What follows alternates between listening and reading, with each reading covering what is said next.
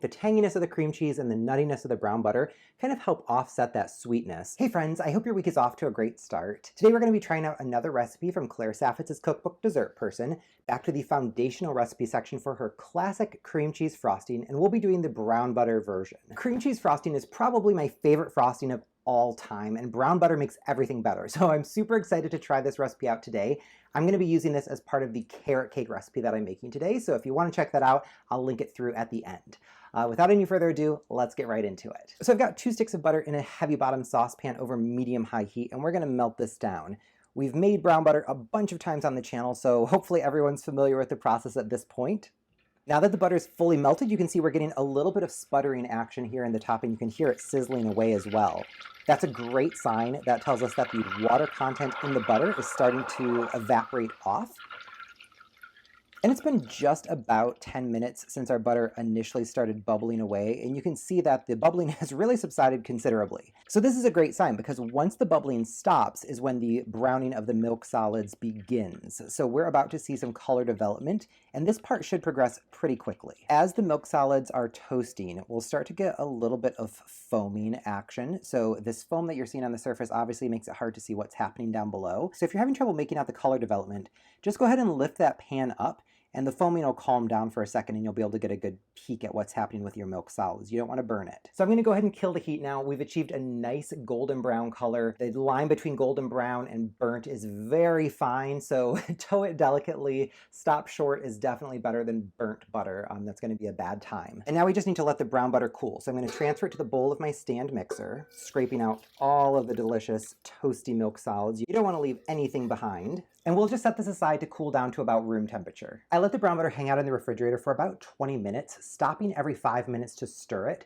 just to speed up that cooling process a bit. And you can see the texture here. It's thickened up considerably. It's still totally loose and runny. I mean, it's similar to like a yogurt at this point, but you can see the beautiful brown butter flecks all mixed throughout this. I'm loving the way that this is looking, and with the texture like this, I think it's going to mix in really easily with the cream cheese. So with that, let's get to assembling the frosting. So adding in 2 blocks of room temperature cream cheese. So we need to beat this with the paddle attachment just to get everything evenly incorporated and smooth. I'm going to use my scraper beater because this speeds up the process considerably and does a better job getting everything incorporated.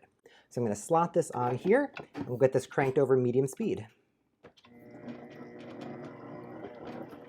And now that it's broken down a little bit, I'm going to crank it up to medium-high. So that was just a quick 30 seconds. I'm going to do a quick stop and scrape here just to make sure that any of those bits creeping up the edges get knocked back down.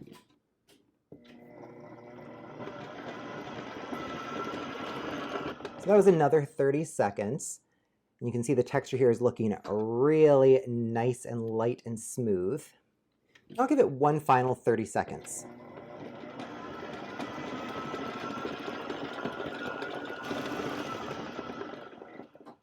All right, perfect. So that was just a minute and a half of mixing. It came together super fast, but look at this gorgeous texture. It is super light and fluffy. It's all evenly incorporated. I'm loving the way this looks already. And I'm adding in a generous 2-finger pinch of kosher salt. And then we're also pouring in our powdered sugar. This is a brand new bag of powdered sugar for me, so it's lump-free. But if your powdered sugar happens to be lumpy, by all means, go ahead and sift that ahead of time just to get those lumps broken apart. I'm gonna do just a few short pulses on the mixer over low speed just to get things incorporated a bit more gradually. After about 5 pulses, the powdered sugar seems pretty much incorporated. However, I do want to scrape the top of the bowl just to get that little rim of powdered sugar knocked down as well. Now we're going to crank this up over medium-high and beat it for about 1 minute until this is super light and fluffy. All right, so that's been a minute. Wow, and check this out. 1 minute of mixing, and this is absolutely gorgeous. I don't know if it'll show up on camera, but we've got some really pretty speckles of brown butter in there. I really like the way this looks. I really like the way it smells. It smells like tangy cream cheese mixed with that nutty brown butter. The aroma combination is fantastic. I've never smelled anything like this before. And the final thing we need to add in here is some vanilla beans. So I've got some new fresh vanilla beans, no dryness like I had last time. I'm going to score the length of the bean here using firm pressure. Oops, a little too firm maybe. So taking the flat side of my knife, I'm just going to run this down. Perfect. So with the vanilla beans in there, we're just going to beat this to get those evenly incorporated. That was just a quick 30 seconds, but I think that was enough to get the vanilla beans evenly distributed, and this is the end result. It looks beautiful because we've got brown specks from the brown butter and little black specks from the vanilla bean, so there's a lot of visual interest in here alongside that creamy white icing. I cannot wait to use this on my carrot cake, and if you want to see how that goes, check out this video here, or for other fun recipe videos, check out these.